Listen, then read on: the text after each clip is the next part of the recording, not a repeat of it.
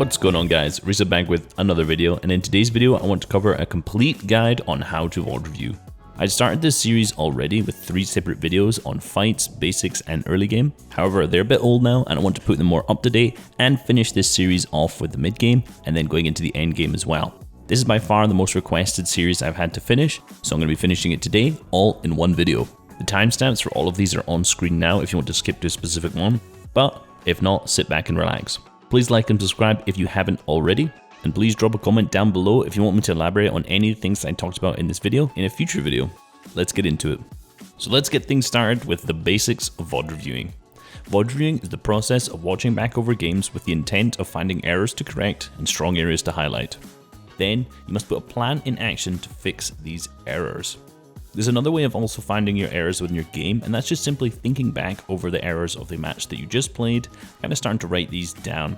The kind of biggest issue of this is it's not enough detail in it, so you're not going to be able to see what your opponent saw, you're not going to be able to see what your teammates saw, you're just going to have to think of one kind of specific situation in which you were eliminated. This is still really good to do in every single game, but it's still not quite as detailed as VOD reviewing.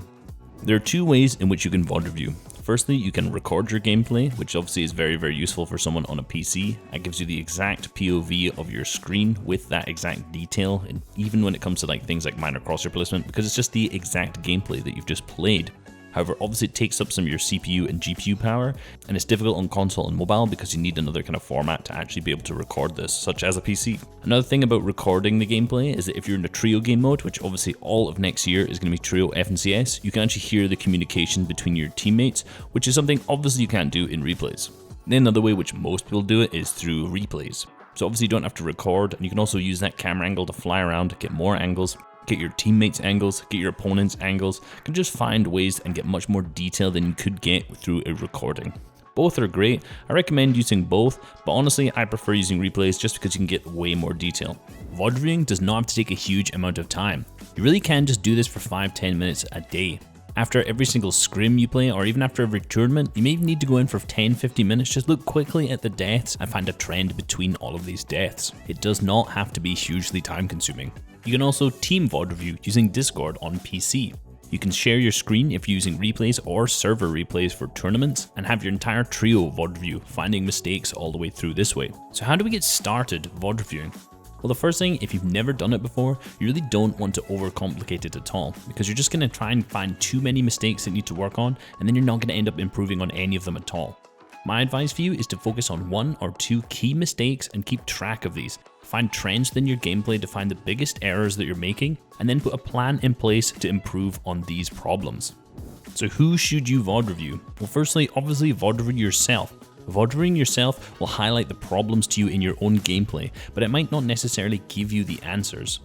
When you VOD review pros using the in-game replay client and also using their streams and other sources of their videos such as YouTube, this way you can find the solutions to the problems, and a lot of times you find solutions to problems you didn't even know you had.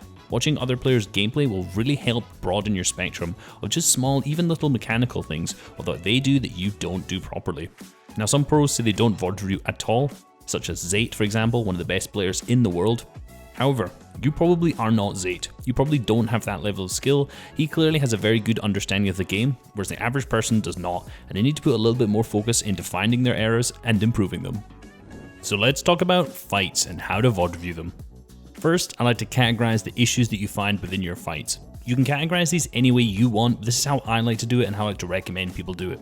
Firstly, I'd split them into issues with your builds and edit, with your movement and your peaks, your aim, your advantage, disadvantage, and then avoidance of 50-50s. There are a lot of other issues that fall outside of these as well, such as teamwork and fighting as a team, and then stuff like positioning, but I'm not really going to be covering that under the fights because it's not as relevant into specific fighting mechanics. But just keep in mind that this is obviously something you can need to work on and improve in your VOD reviewing skills as well. And I'm planning a how to fight as a team video for the future, so I'm going to be covering all that in that video. So let's start breaking down some of those categories. So let's start with builds and edits.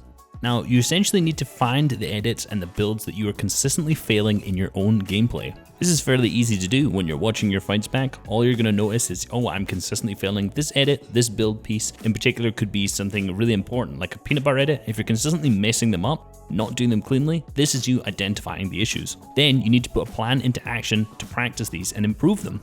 Firstly, as I always recommend to practice, is just by doing it slowly in creative. Build up that perfect muscle memory by doing things slowly and perfectly over and over again, and then you'll slowly improve it over time and build up the speed. And then finally, you just need to implement this into your gameplay. You'll see that if you consistently practice these mechanics over and over and over again, they're going to get better into your own gameplay and your fights will get better because of that. So, find the errors while you're VOD reviewing, practice these slowly and precisely, and then implement this into your gameplay with improved mechanics. The next category is movement and peaks. Also throw positioning into this too in your fights. Some examples that are really bad that you can notice in your own gameplay is jumping a lot when you're in a box, taking a bunch of left-hand peeks, and obviously things like overexposing yourself while going to take AR shots. The easiest way to work on this and to find if you have errors here, obviously it's very obvious sometimes when just watching your fights, so you'll take a big left-hand peek. Very easy to see, but you really should try and slow down your gameplay to 25 to 50% and watch your movement in particular. This is very, very easy to actually pick up when you're going at this speed because you can take in a lot more information. You'll see the angles that you take when you do this and how to improve this at the same time. Then when you come to actually improve on this, you should go into a low stress environment like creative to start with, and you must actively think about this. Your movement won't get any better without you actually trying to do it, and unfortunately the easiest way to do this is just to physically think about your movement all of the time. Now what I would suggest is to put a little sticky note underneath your screen that just says movement on it. Literally what movement or right hand peak, something that reminds you, something that's short, just one word that reminds you that you need to be taking and trying to improve your movement. This will actively make you think about not taking left hand peeks, not overexposing yourself, and not making a ton of these mistakes. It'll actively make you play better and perform better. So overall, find your movement and peaking issues via the VOD reviews, write down the issues and find the trends, and then actively work on these in low stress environments to then carry over into your actual gameplay. So let's talk aim. Now, generally aim is improved obviously just by practicing your aim in terms of doing it in Comacs or in in-game trainers. So if you see that a lot of the times your deaths are just because you're missing too many shots, obviously your aim is something you're gonna need to work on. Now, how can you actually spot this and what should you be looking out for in terms of VOD reviewing? Obviously, like I just said, missing a ton of shots, but also why is that happening? Firstly, like I said earlier about your movement, is your movement poor? Are you jumping a lot? Is your spacing really bad? Are you too close to them? A lot of these small little movement options make it more difficult for you to aim, so having a little bit more controlled movement can definitely make your aim a little bit easier. You can also look at crosshair placement. If your crosshair placement is really poor, then you're not going to be able to hit as many shots. And again, this is something you can see when slowing down your gameplay. If you slow your gameplay down to 25 to 50%, like I suggested earlier while watching some of these fights back, you'll be able to watch your crosshair placement much easier. Able to see, is your placement too low, too high? Are you never kind of finishing your edits with your crosshair at the right angle? Are you never able to reset that crosshair to head height? Are you walking around with your crosshair at the right height? All of these things are very easy to notice when you're actually slowing down the gameplay. So again, watch back through your games, and if you're missing a ton of shots, look out. Is it your movement, your crosshair placement, or is your aim generally just bad? Next thing you want to look out for, something that I've talked about a lot on this channel, is advantage, disadvantage. When watching back through your games, if you notice you're consistently getting beamed and hit for damage first, and that you are at the disadvantage in the fight, that is why you're losing. Potentially you need to start thinking about how to be more aggressive and how to actually start taking beams on opponents who are around you. Obviously you need to work on actually getting your awareness better, because if people are consistently shooting you without you shooting them, you're clearly not paying too much attention to them. So try and focus a little bit more on actually being able to damage your opponents before they can damage you. And the final part of fights is avoiding 50-50s. A lot of players tend to just jump into a box and 50-50, and this is an extremely common way for you to be eliminated in your games. If you find that you're consistently being eliminated by taking 50-50s, you need to highlight when and why you do these. A lot of the times it's just a lack of muscle memory in terms of actual fighting skill and box fighting skill, so highlight the areas where you're consistently doing this and try to fix this. Most of the time this will be implementing some creative practice, like I said, for builds and edits. However, a lot of players just have that muscle memory of taking a wall and just running straight into the box. If you notice you're doing a 50-50 but aren't quite sure how to actually fix it, again, watch it back and slow it down. Notice the point where you could have taken a right hand peek and given more damage to your opponents than they can take back to you. This will ensure that you're consistently having that advantage in the fight, avoiding 50-50s and getting higher eliminations in every game. So to conclude the fight, just remember the highlight main sections that we've gone through today. Builds and edits, movement and peaks and your positioning, aim, advantage, disadvantage, and then avoiding 50-50s. If you find any of these in your gameplay, look back at this and hopefully I've just given you a nice framework of how to improve these issues and improve your fights overall. So let's move on to how to VOD review your early game.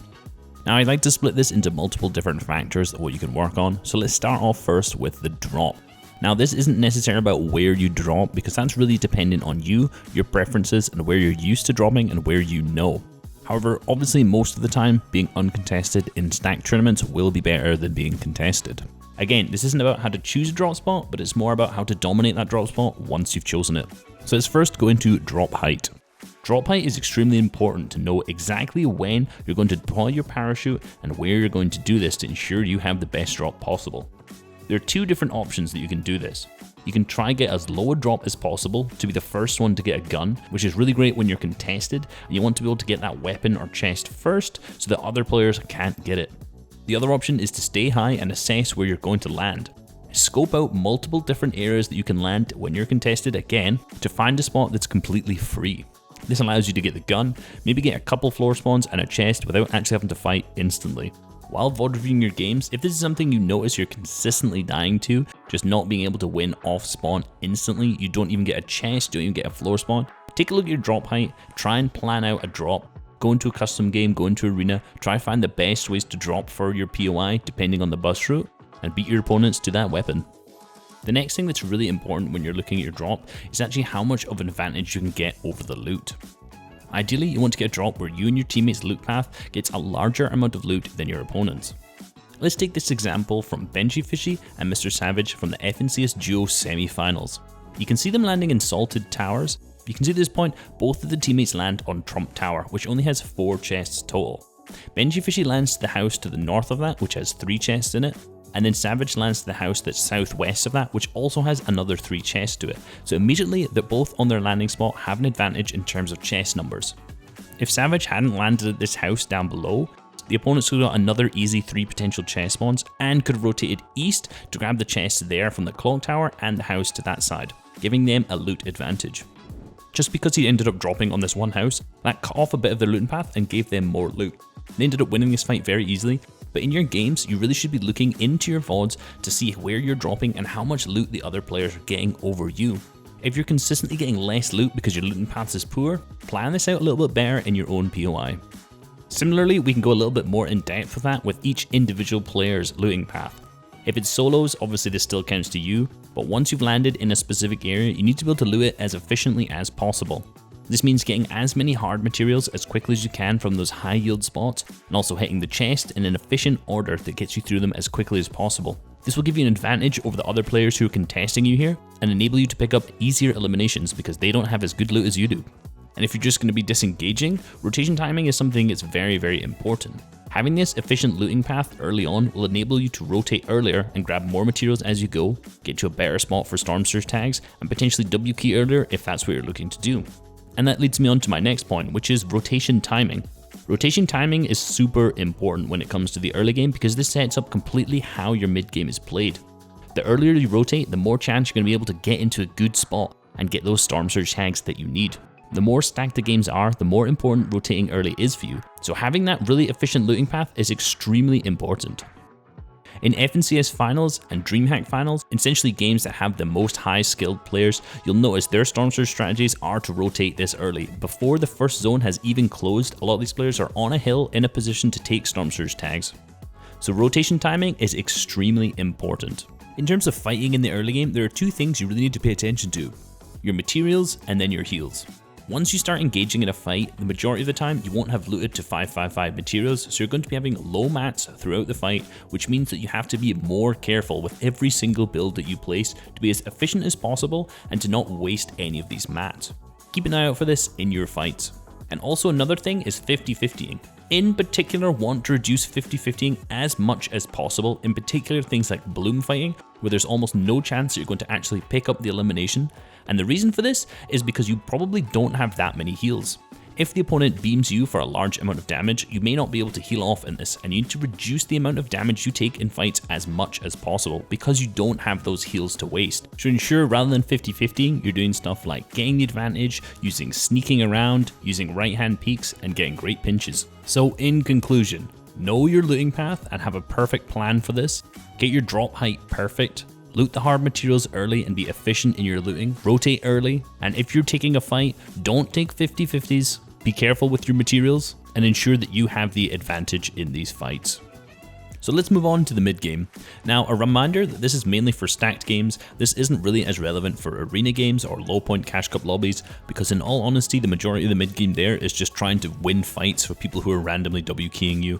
It's not really that important, the mid game in these games. And another reminder that I'd like to say is how you're set up from the early game obviously impacts your mid game hugely.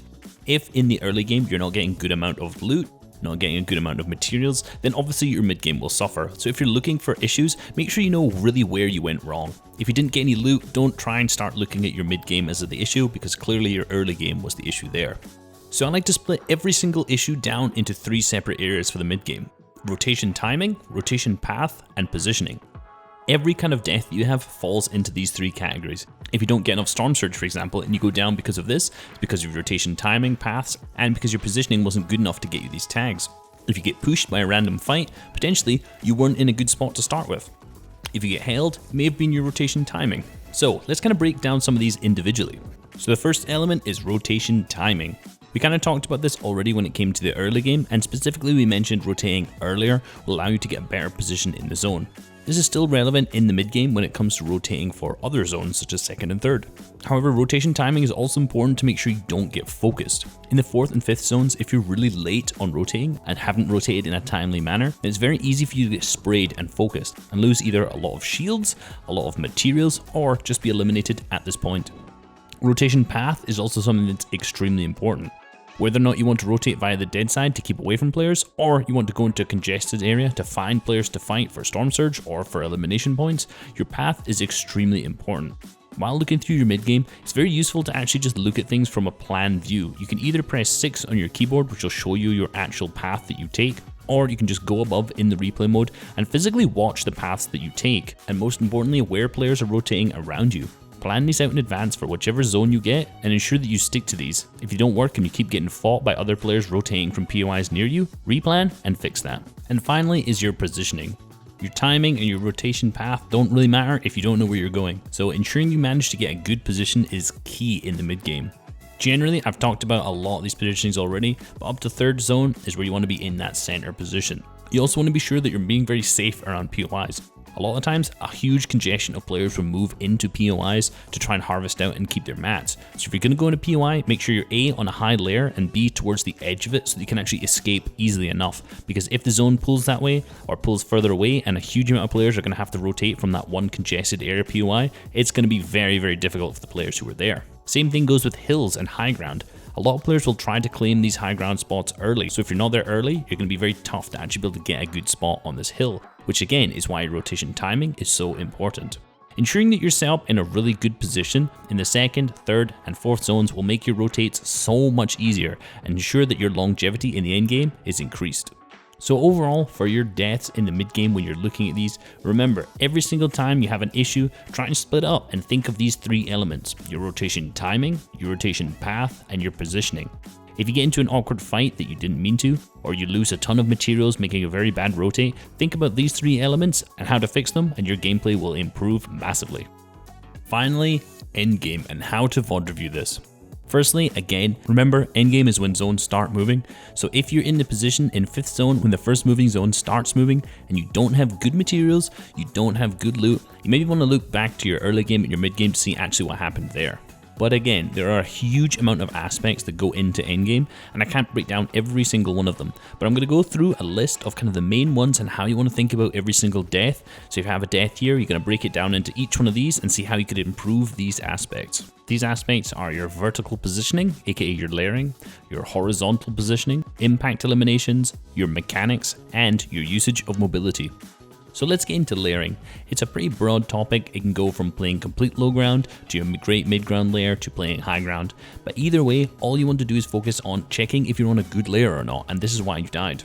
If in your deaths you're consistently on a really poor layer with a ton of other players, and this is why you're getting eliminated, there's number 1. Try to figure out ways to get a better layer, be it moving up or down through your mid ground layers or even taking complete low ground to ensure that you're not getting into really awkward fights a ton of the times. Same with your positioning horizontally. Staying to either edge of the zone will allow you to stay away from more players, and staying right to the back a lot of the times will be very difficult, which is going to be held by more players. However, if you have low materials, sometimes this is just what you need to do. Most players are staying far ahead of the zone and enabling them to actually go into the zone in front of them just to build to ensure that they claim that space. Again, if you're consistently dying to players on your own layer, checking your positioning in terms of horizontally and vertically is extremely important. The next topic I want to talk about is impact eliminations. Now, a lot of the times this is more just not being able to get enough eliminations and being able to actually get those refreshes to keep you moving in the end game. And in all honesty, the majority of the ways that people get their eliminations in the end game and actually manage to get the materials from it is by having great box fighting skills. The players who aren't very good at getting impact eliminations in the end game usually are players who actually aren't very good box fighters. So if you're a really skilled box fighter, you should probably be able to pick up a ton of eliminations. If you see in your gameplay that you're consistently not able to actually get these frags, you may actually want to just go into creative and really practice doing creative box fights, and then secondly, doing moving zone wars to try and pick up as many eliminations as you can. A lot of players are also picking up a ton of eliminations just by triple spraying, so AR aim, very important, and obviously this is how you're going to do it most of the time if you're on height. The next element I wanted to point out was mechanics, and basically any deaths that you get from just having sloppy mechanics. Very simple topic. If you're not very good at tunneling, if you're not very good at changing layers, this is something that you really need to have down in your gameplay. If you notice this is a weakness in your area, you must go into creative and you must improve this. And finally, the last thing is when and where to use your mobility the best. Just as normal, most people are using their mobility through first moving. In particular, riff fish to stay up as high as possible. I've actually done a full video on riff fish if you want to see them. You need to keep an eye out in your gameplay for when you're using your mobility. Are you using it too early to get you into 5th zone, for example, and then having none for the moving zones? Or have used it too late at a time that was really bad and got beamed out of the sky? Overall, check when you're using your mobility because this is an absolutely key factor in the gameplay. So overall, in your endgame, you want to be looking at your positioning, both vertically with your layering and your horizontally. Looking at your impact eliminations and how to get these, your mechanics, and then when you're using your mobility. Hope you guys enjoyed that video and learned a lot. I've been Reisshub. If you watched this long, please like and subscribe. It means a lot to me. Leave me a comment down below to tell me I'm awesome as well. I'm going to be doing a ton of good content coming up next year. Very excited about it. Catch you later. Peace.